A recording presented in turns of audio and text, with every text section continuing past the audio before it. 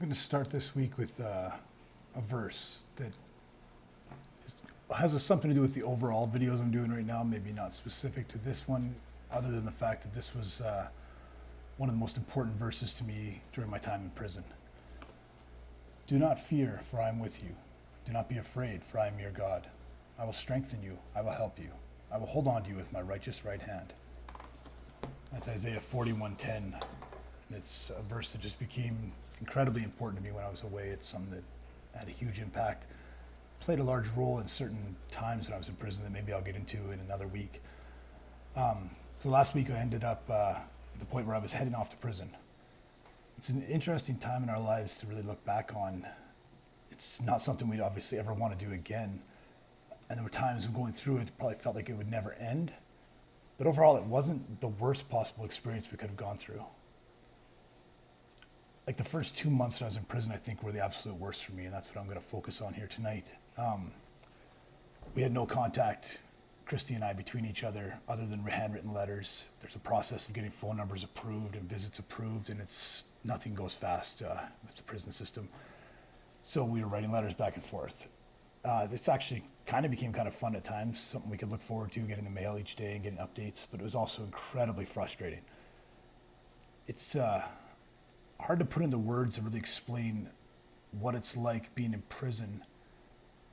I'd say especially as a man, even more than a woman, knowing that you're not home, you have a family that depends on you, and there's nothing you can do to provide for them, to take care of them, to help them in any situation, or even just be there for just another shoulder to lean on when things are tough. I'd say that was the hardest part of my entire time in prison, was just not being there. That's the punishment. Actual prison itself for me, boredom was the killer more than anything. It was the punishment for me, was being away from my family. I'm not going to get into all the details. It would take forever to do a thing, and maybe one day I'll write a book about it. The next 2 months though in prison, though, like when I walked in there July 7th, I believe. I was sentenced June 29th. I was in the remand center for a few days while they figured out where to put me. July 7th, I walked into Drumheller prison. I started off not bad. It was hard. It's something obviously scary, something to get used to. But I was really active when I got there. I remember it was for the 2 years, maybe 3 years prior to that, I've been taking antidepressants, anti-anxiety medication. Through some different circumstances, I got cut off of those after I got sentenced in the remand. They wouldn't give them to me. I would have to go through their psych process to get it, which takes weeks. I was going to be there for days. And so I basically had to quit this medication cold turkey, and my coping method to beat the withdrawal effects, just get off the medication, was just to be really active. We had an area in prison where we could walk. So I would go out every night and walk laps. The track was a little over a kilometer long. And I remember those nights I'd walk up to like 14 kilometers in the 2-hour rec time we had, and it was just, that's how I started. And actually, I lost weight, things were looking good. But then depression kicked in. I'd say over that next 2 months, I definitely spiraled down into a depression. I think I said, I started really active, but within 4 to 5 weeks, maybe a bit longer than that, sometime in August, I barely left my cell. I'd leave for meals. I had a couple of people I knew. I would go, say hi, do whatever, but most of the time I just spent in my cell, laying in bed. Really just feeling sorry for myself was what it came down to in the end. In late August, I think this really came to a head for me. It was a time we'd started again Sunday services at the prison. This might sound confusing. You have to know the whole story how it went, but services had been kind of sporadic, and we just kind of started regular ones. And I remember I was sitting one Sunday morning at a service, and I realized about halfway through I had no idea what was even going on. I was literally just sitting there feeling sorry for myself.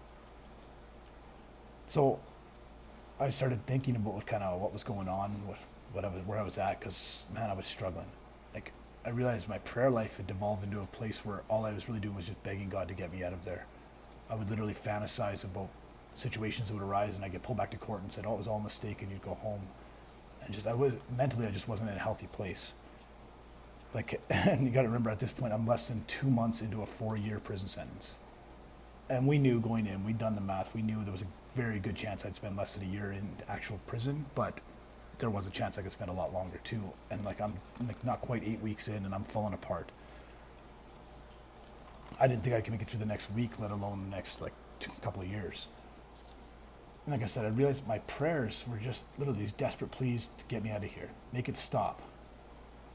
And if you've heard my last few videos, you listen, there's one thing I've learned all this is that when you're in a situation like that, where there's struggle, where there's a lot of pressure on you, rarely does God relieve that pressure.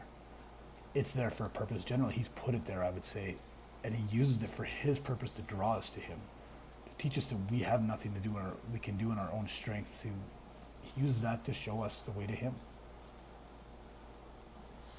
So the long story shortish, that morning I remember I finally said like an honest prayer. I found some of my best prayer times are when I just verbalize what's going on instead of sitting there begging God for things. And that morning I remember I said something along the lines of like, God, I just can't do this anymore. I'm a mess. I don't think I can even make it through another day in here. What do I do? It's just something simple like that. And I had this experience that morning that's only happened to me maybe a handful of times in my life, where a calmness, kind of a quiet, seems to creep over me in that moment.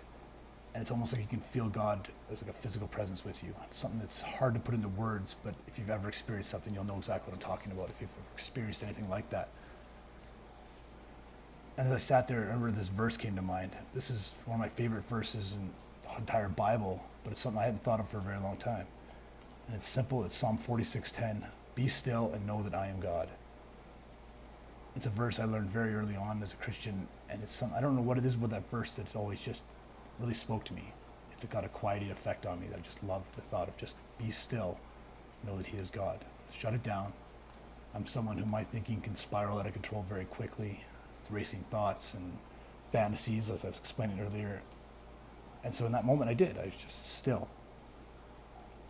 And the thought came to me in that moment, and it was a weird thought to have, but I said, when would I ever have this kind of time to spend just with God?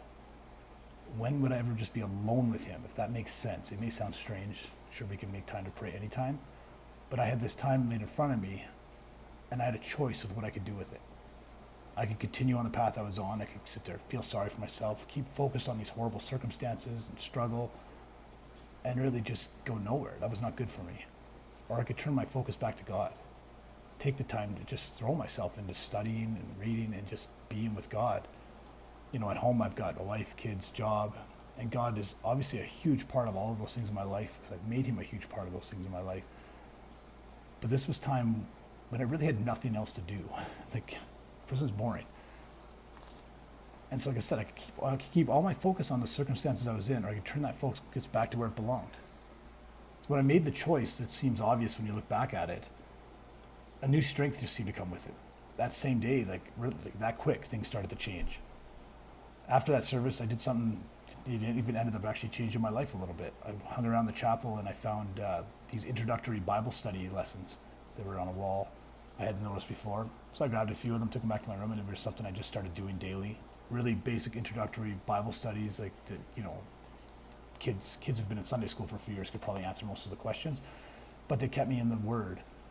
And more importantly, these were put out by Crossroads Prison Ministry, and the lessons did become more advanced. I got into some of their different levels as you finish a different amount of lessons. And today I actually work with Crossroads as a mentor for their prison ministry, where I do what people were doing for me. I get to mark lessons, write letters back, encourage people. So that's been a real blessing in my life, and that all started that day. So going forward from that day, everything was perfect. I don't think I ever had another bad day in prison. Of course, that's not true. I had many, many bad days, like bad weeks, bad whatever. No, it was never perfect. But I always had that day to fall back on. When I was having those days when things were spiraling out of control and I was feeling miserable, upset, angry. I dealt with a lot of anger in prison. Anger at nothing in particular, just anger that could flare up. But I had that day to fall back on and think, oh, my focus is not where it should be. And I'd put it back where it should be. And I always have that choice of keeping your eye, like I said, keeping your focus on your circumstances, or you keep them on Jesus. It's really the choice that's been laid before mankind forever, the choice between life and death. Keeping our focus on all the horrible things that can go on around us, even though they're not that horrible, just keeping our focus on worldly circumstances leads to spiritual death. Jesus leads to life. That's something I've really discovered over the last few years. So during that time, I managed to do a lot of things. I read a ton of books. Luckily, I had a Dallas on the outside, and he sent me in dozens of books. We get this pen pack in prison where you get to send in like some personal belongings, comfort items, clothing. And Dallas had supplied Christy with just a pile of books from CrossNet that I was able to read a ton of. And that was a real blessing when I was in there. I spent a lot of time in Scripture. Like I said, I did the Bible study lessons. First time ever, actually, something I'd always avoided. I read through the Psalms and Proverbs. I did that one month reading plan where you read 5 Psalms a day, or one chapter of Proverbs every day, and it was. I don't know how much of an impact it had on me directly in that moment, but it was a really good way to stay in Scripture and to do something I'd never done before. And I have found the Psalms are something I do turn to a lot more since then.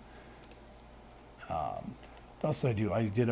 I wrote a personal commentary on Ephesians and Philippians. Nothing fancy, literally just me reading a verse, writing some notes on it, read a couple more verses, write some notes, just a way of staying focused on my studies. But what it was all about was just keeping my focus where it belonged, keep my focus on God. Every day wasn't perfect, but I would find even on bad days, when I would turn to Scripture or just spend some time in prayer, my mood would be uplifted. And so I would say distracted from what was going on around me and distracted from what was going on at home. Next week, I talked about it last week. Christy and I have talked. Next week, she's going to sit down here with me and she's going to do a short video on kind of what her journey was like, to tell a little bit of what it was like from the other side of the fence. Because at the end of the day, my journey was somewhat easy. It was, like I said, the mental struggle was hard, the boredom, the frustration of not being able to do anything. Christy had to deal with real world circumstances at the time. She had to pay the bills. She had to pay the rent. She had to put food on the table. She had to deal with life. Well, and then you'll also probably get to hear about how incredibly frustrating that could be for her when things were going good for me in prison, and I could call home and be like, oh, you should see this movie I just watched on the movie channel tonight. And she's like, really? Like the van just got a flat tire and I've got to figure out how to fix it. I don't have time to talk about your movie. Like, we went on, like I said last week, we were on some very different journeys, and it could be incredibly frustrating at times, but it brought us to this incredible place. And hopefully when you see them all come together, you can see how the two of us on these separate paths learned that important lesson that once God is all you have, you realize you have all you need.